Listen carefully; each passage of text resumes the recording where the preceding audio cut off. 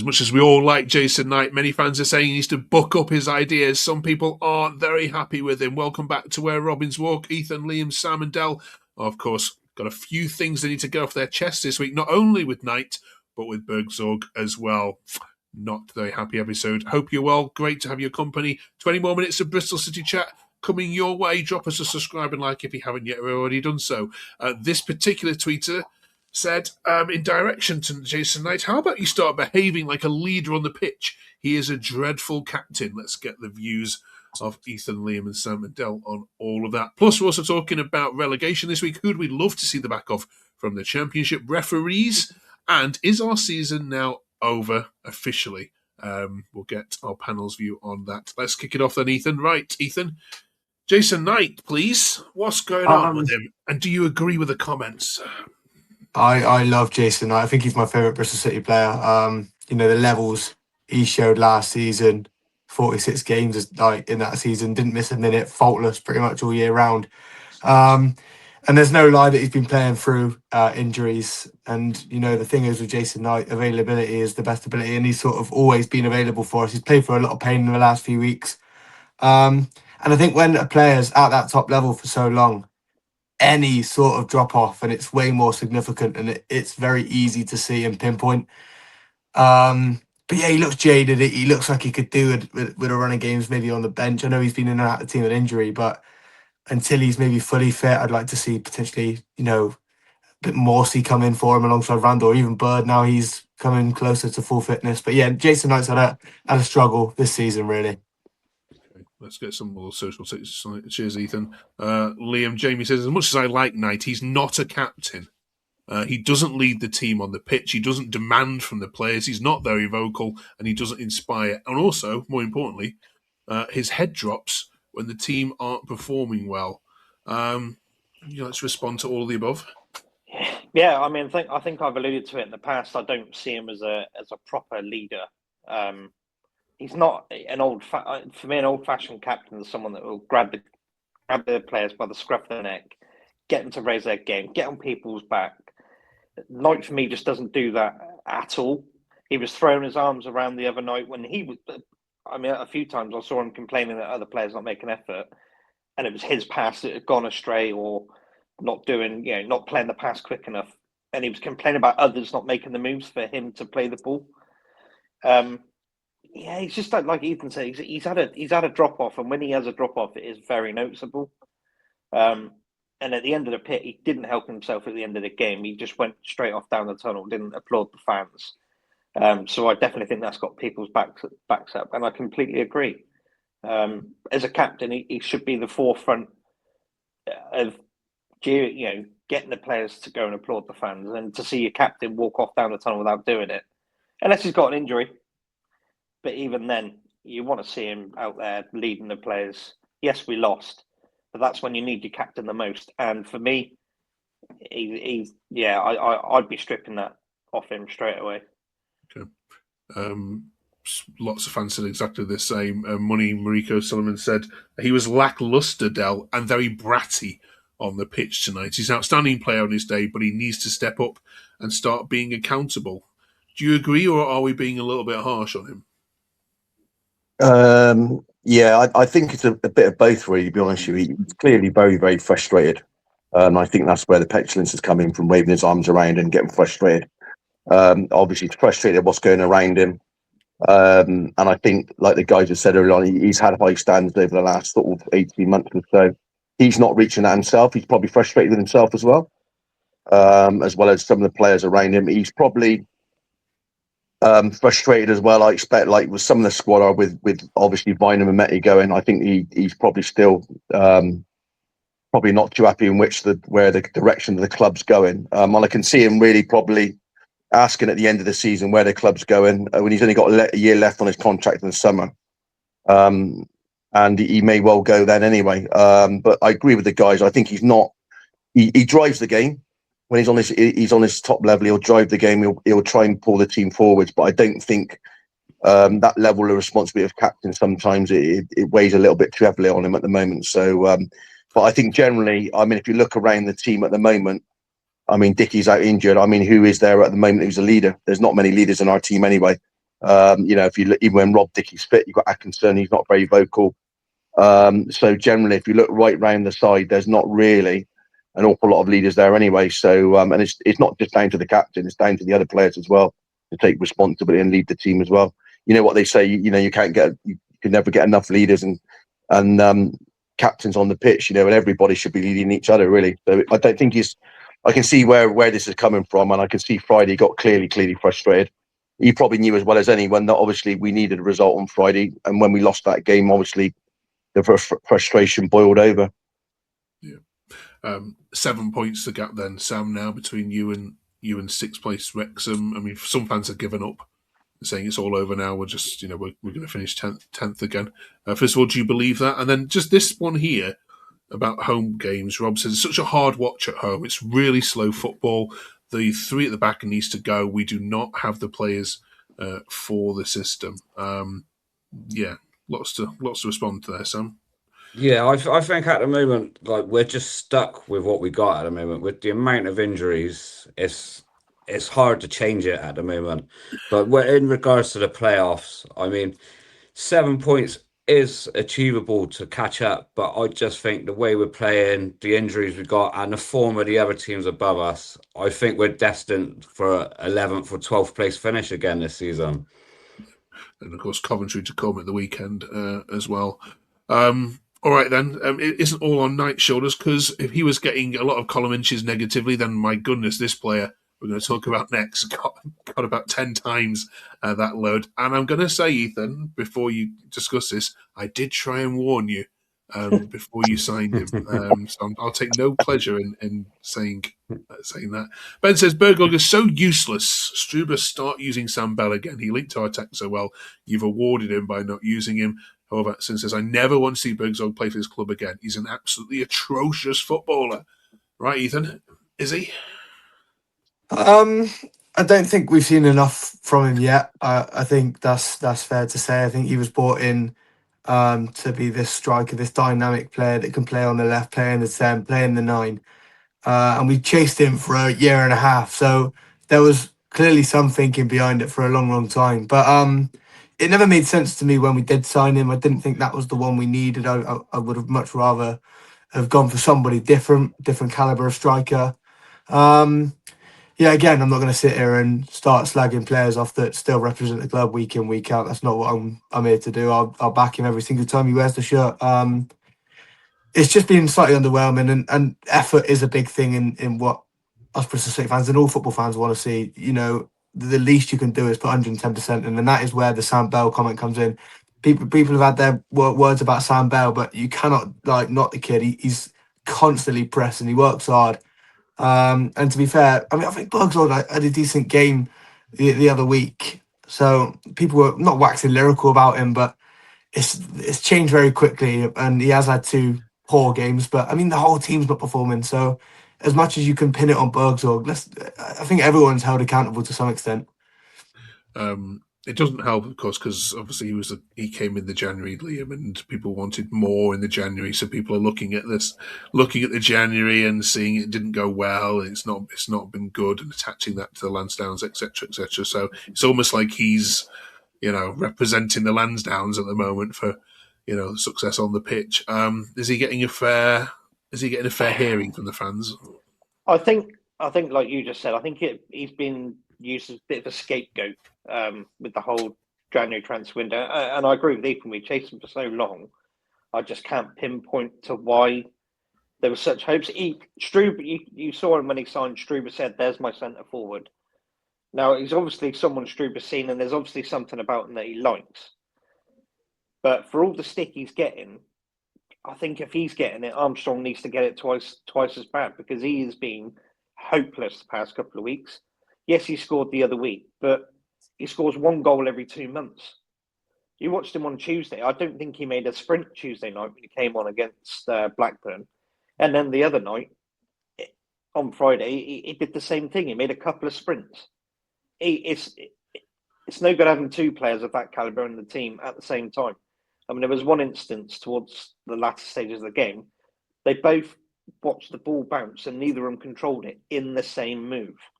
The first ball bounced over Armstrong's head. The second ball bounced beyond Bergzorg. When he did control it, he lost it.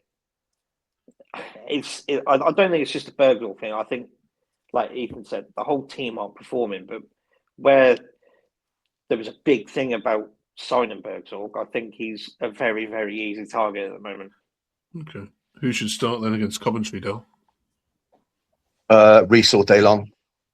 Reece or Daylong. I thought the turning point on Friday, I don't know what these guys think. I mean, I know Horvath had a couple of times to shoot, but I thought as soon as Reece went off on Friday and Twine went off, I feel it worse because Armstrong, you know, you always want to, like Ethan said, you always want to back players who play for the club.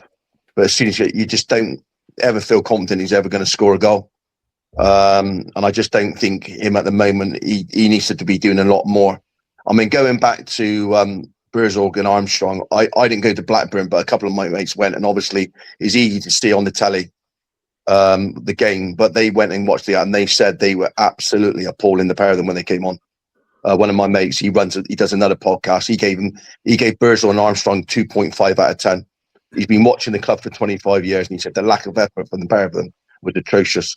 When you've got people throwing their bodies on the line defending, and we had to, like the Animo against Blackburn, and you got two guys coming on the pitch, jogging around, it's not good. Do you know what I mean? And like Ethan said, you want to back players, but the lack of desire and effort, that's not acceptable. And we were warned by Huddersfield and Borough. I mean, going back quickly, you know, like the guy said, we chased him for 18 months. I think there's a lot of questions that have got to be asked by the recruitment team at the end of the summer. Sometimes they get things right. But if you can tell me that we tracked a player for 18 months and we thought he was going to give us something different, I can't see it. I really can't see it. There's nothing, you know, he might surprise us in the last few games, but there's nothing to suggest. I'm not saying he's a bad player, but he's not the type of player that we needed to take City to another level. And I think that they've got that badly wrong. And this striker situation from Valley to Armstrong and now to Bergzorg, you know, to get three is pretty poor, to be honest. Yeah. I mean, I can take you back to a Huddersfield podcast I did 2 years ago, and they will say, very much like you are saying now, they will blame his laziness and his attitude for taking them down that season because he doesn't do enough on the pitch, and he'll score one great goal in every 3 or 4 games, but it's not enough. His attitude stunk. So, yeah, hence my warning to you. Sorry.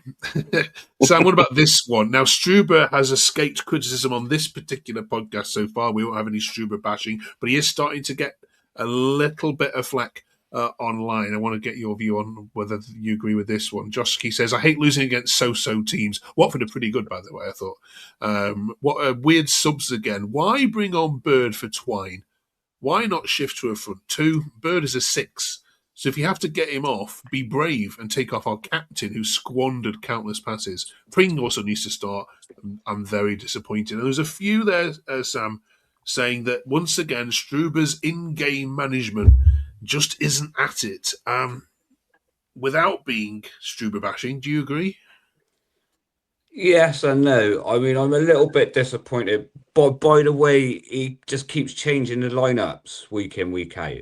When they play well one week, then he completely changes the side. I mean, his subs are a bit baffling at the moment to me. Okay, Del.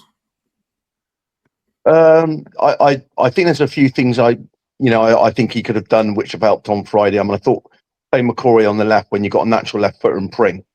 You know, you could have played Pring on the left and you could have played Ross on the right. I mean, at the moment, you play Sykes and Tanner down the right, and it's just a bit of a circus act. And like the happened on Friday again, the goal came down the right side.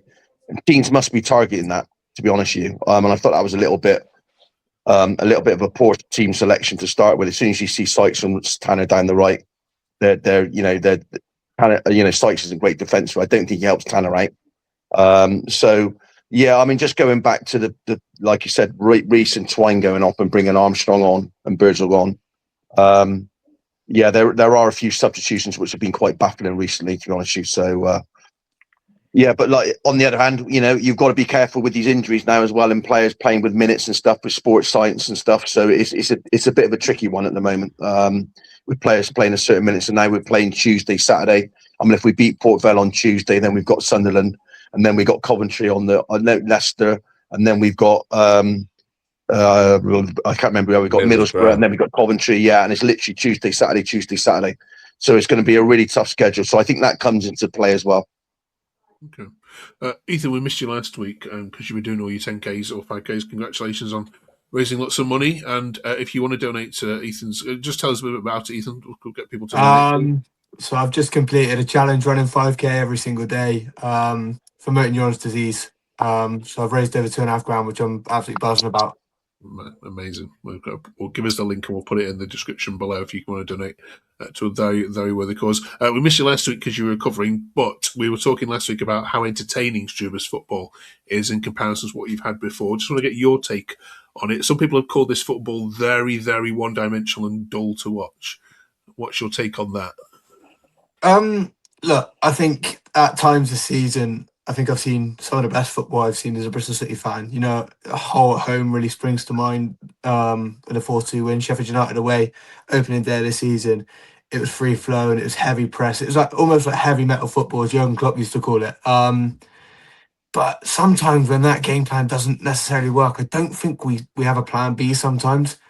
And I do think if that specific game plan doesn't work and you come out sort of and you look second best in a game, there's no change. I think it's just, okay, we accept that we're going to be on the back foot and we might, we're going to stick to our original game plan and that might work. I'd like to see us sometimes be a bit more dynamic and be a bit more two-dimensional, three-dimensional and say, actually, if this isn't working, let's change it all. Let's confuse opponents. Let's try something. Let's roll the dice. And for me, that doesn't happen enough at the minute. And it didn't happen, to be fair, last season under Liam Manning. And it's just something I want to see us get a little bit brave with. The amount of times we've started with a 5-back and we're losing a game, just change it to a 4, put 2 up top, and so many times it doesn't happen, and it is a little bit frustrating because it almost seems like we're happy to just settle for a 1-0 loss. Yeah, Gerald Stubborn Liam, someone's called him this week. Can you see why? Yeah, 100%. I know he's got his hands tied with the defensive situation at the moment. We've only got one fit centre back. So he's a bit buggered in that sense, but I completely agree with Ethan. I think the only game I can remember off the top of my head where he changed something to try something different was Leicester at home. 2-0 down at half time. I mean, he had no choice. He had to go for it. But he doesn't do that enough for me. Like the other night, he brought George Earthy on to play in wing back. Earthy is not a wing back. We saw that under Liam Manning last season. Earthy is much better further forward in the central number 10 position, where he can get on the half turn and run at defence, get the ball moving forwards. So bringing him on a right wing back was absolutely pointless. So, and if I'm looking at it as a whole, I just don't think we've had a few games that has been good. I agree with Ethan. The Sheffield United at home, the Hull at home. But apart from that, it's been very samey. Now, we've also lost more games than we did at this point. Well, all season last year, we've now lost more games. You can't blame that on injuries. So it's got to come from the coaching staff to the players. And unfortunately, the buck stops with Struber. He is the one that picks, he's the one that picks all the tactics and the format. It is, yes, it's down to the players to perform. But if it's not working, totally agree with Ethan. He's not going, right, hang on a minute. We're putting square pegs and round holes here. Let's change something. But he doesn't do it. So I can completely see why he's been called stubborn. Be really interested to see your comments on all of this. Let us know whether or being too harsh on Knight, on Bergzorg, and on the management team as well. We love reading your comments and do every single week. We'll talk about the March fixtures coming up in a minute, but before we leave February behind once and for all, we've got our play of the month to decide. Del, could you give us your view, and Sam, give us your view on who this should be? Yeah, for me, there's not really been one big standout player, has there, really, this month? But if we would have to give it to anybody, it'd be the returning Max Bird, I think. It's not nice to see him back in a City shirt for once. Okay. Dom? Struggling, to be honest with you, Mark. Bergzorg? No fantastic players, to be honest, stood out, really, to be honest with you. I just think maybe I might go for the new lad, Noah. He's looked quite decent, actually, to be honest with you, when he's played. I like the way he's calm and composed on the ball. And I think he could be a real find. So I might go for him because I think for a young lad to come in and stepped straight in with the injuries and come straight in from the MLS and hasn't played for quite a few weeks. I think he's done quite well. Okay. Any others from Leith and Liam? Do you know, I was going to go for Horvat. The same situation, come in at the deep end, last day of the window. 2 assists in 4 games. Yes, he's not got a goal, but he's hit the post. He's always trying to make something happen. And I think Ethan, I might be new Ethan, or someone tweeted that he's a more of a rounded player than what he replaced. So for me, it's Horvat. Okay. Yeah. I'm going to switch it up again. I can't give it to someone who's not necessarily played sort of every single game. So I'm going to go Adam Randall, because I know levels have dropped, but I still do think Adam Randall doesn't have bad games. I really don't. I think we look poor, and Adam Randall still can not walk off the pitch with his chest out and his head high, but I think he does himself all right every single week, to be honest with you. Okay. To be honest Right. with you, Mike, that's a really good call, because do you know what? He was captain at Plymouth, wasn't he, last season? And he's actually playing like a captain. We go on about captains. And if you watch him, actually, he's the one that's actually talking and prodding and demanding more of players. So, he might be a good shape to take You over. see how much it means to him as well. Yeah. It means a lot. Like every single goal we score, he's always like turning to the crowd and cheering. And like, I think he just gets the DNA probably more so than anybody else at the minute. Yeah. Good shouts. You've already alluded to this, but you've got a very busy March coming up then. So we're recording this just before Port Vale this Tuesday night. Enjoy your trip to Bergzorg if you're heading there. And then, of course, you'll play Sunderland before that Coventry game this weekend. And then a very busy March. Yeah, Coventry, Leicester, Middlesbrough, and a nice easy game against West Brom at the end of March. I mean, Del, what's the absolute minimum from these 4 Championship games here if we are to keep our season on track? Oh, crumbs. I was just talking there about they're really difficult games. I mean, Leicester away, they're fighting for their lives. Middlesbrough away is going to be tough. You'd probably take a point there, wouldn't you? West Brom for probably 7 points, maybe. But I just don't think we're consistent enough to be in the playoffs. To be honest with you, I think we've got to try and get some momentum and get some form and take it on the tail end of the season into next season. I just don't think there's so many teams in around it to get the 6th place now. I think Millwall and Hull again didn't play brilliantly yesterday, but they dug out. And they, it's not pretty on there. I was listening to TalkSport yesterday, the whole Portsmouth game, and Hull again didn't play well, not easy on the eye, but they dig in and they get the results. And City just don't seem to do that consistently on there. So I think, I think it probably takes 7 points, but I think the playoffs, realistically, I think you've got to be realistic and say they're gone. I mean, we're conceding. Like the guys say, we're conceding.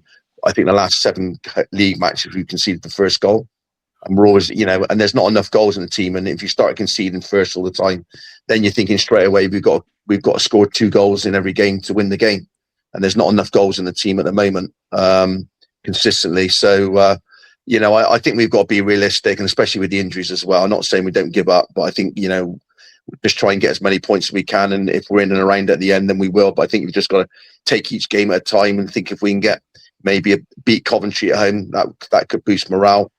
Get a win at Leicester, maybe West Brom at home. Middlesbrough away is going to be really, really tough, especially with an inexperienced back line. So we'll see what happens. I mean, hopefully if we can beat Port Vale on Tuesday, and then we'd have a really good game on Sunderland and give them a really good game, and then try and build some confidence, and then go from there, small steps. All right. Fingers crossed. Right, we're up to letter R in our A to Z. A couple of quick ones on the letter R before we get to it, though. R is for relegation, Sam. Which fan base would you love to see the back of in the Championship? It doesn't have to be the teams that are down there. Who would you relegate from this division if you could? Every other team bar us. No, but on a serious note, I'd love to see Leicester get relegated back down to League One again. Okay. Right. Ethan, any fan base do your head in on TikTok or Twitter or? How many do you want? The one I'd probably go for is Birmingham. I sort of said at the start of the season, I think mid-table is absolutely fine for Birmingham for a first season. Oh, the abuse I got for that. They thought they won the league already. So it'd be Birmingham for me. Okay. Liam? Yeah, them or Wrexham. Okay. This fairy tale is not a fairy tale. Spending millions every year and outspending everyone else is not a fairy tale. So it'd be Birmingham or Wrexham. Yeah. Okay. Del, anyone you want to see the back of? Yeah, Wrexham. I go for Wrexham as well. I think join Liam on that one. I think that would be good just for the meltdown on their documentary TV series would be good. Okay. Also stands for referees. So quickly here, is there any good ones? Can we name any good referees in this division? No. No, Okay. not at all. No. Right, okay. We can give you a list of about 30, which ain't very good. But Okay, right. Who's the worst for? Is anyone? was it Ruben Ricardo. Ruben Ricardo? Yeah, Ricardo. Tenfold.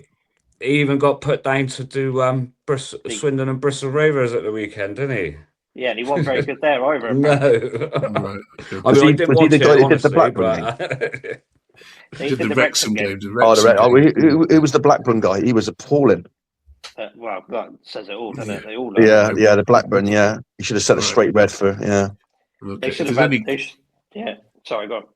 any good ones in the comments, let us know. Right then, I mean, I've got an obvious one, but you might have ones which supersede it. Ethan, anything for this? Any players? Anything at all? Beginning with R. I didn't prep this one. I'll have a think. Okay, right, Liam. I wouldn't say. Anybody? I wouldn't say because they were fantastic players, but for a moment they gave us, I'm either going to go Christian Roberts for his last minute against Hartlepool. You took the words right out of my mouth with that one. or his counterpart Hayden Roberts for his winner against West Brom. So it's a flick of the two, just for the moment they gave us, not the fact that they were excellent players. Because Christian Roberts normally couldn't hit a ball in a China. He asked for the banjo, that sort of thing. But for that one moment, it was phenomenal. So I'm going to give it to him, Christian Roberts. Okay. Right, Sam, anything? Yeah, no, like that was my one. Was Christian Roberts? He like that Hartlepool game in the playoffs. Give me one of the best times of my life out there. Was just on the way to the bar to get another drink because it looked like extra time was looming, and then bang, he smashed it in, and the place went mental. Great, Dill, anything? Yeah, I'm going to go. So a few of the older fans I know that are comments and watch. So I'm going to go for a guy 40 years ago this summer, scored 2 goals at Wembley to get Bristol City's first trophy. We won the English football trophy, whatever they call it, Johnson Paint Trophy, whatever. Guy called Glyn Riley. We got him on a free transfer, and he scored 77 goals in I think 200 appearances. Got his promotion his first year he was there. He was a striker, mine. He wouldn't jog around like Bergzorg. And 2 goals at Wembley. We beat Bolton 3-0. We were a League One team, 3rd tier, and we took 35,000 fans up. We won 3-0, and he scored 2 absolutely brilliant goals. So yeah, Glyn Riley, absolute legend. Okay, bro. Right, mine was Robbins. I thought that was just obvious that it needs to go in there. Mr. Tapping. Ethan, anything? I'll go Hayden Roberts. Okay. I'll go Hayden Roberts. That was brought up, and yeah, that night in BS3 when he scored that last minute winner for a Rovers goalkeeper's legs, it was sweet. Okay. Right. Let's pick one. Liam, you pick this week. What for R? Out of all those which you've heard. Do you know what? For the moments, I'm going to go. Sorry, Dale. I'm going to go Christian Roberts. That's right. Okay. Right. Yeah. Roberts' moment gets in A to Z. Right. S next week. Then there must be loads they can choose from for that one. So get your thinking caps on and get your comments in. Thank you very much for all those did last week as well. We really appreciate it. Yeah, we read them all in the lunch break, so keep those coming in. Thank you very much, you lot. Good luck against Port Vale and Sunderland in the FA Cup. If we get through both of those, 1 game away from going to Wembley, of course, as well. Yeah, absolutely fascinating. Season may not be dead yet. Thanks for watching. Thanks for your company. We'll see you in 7 days' time. Have a good one.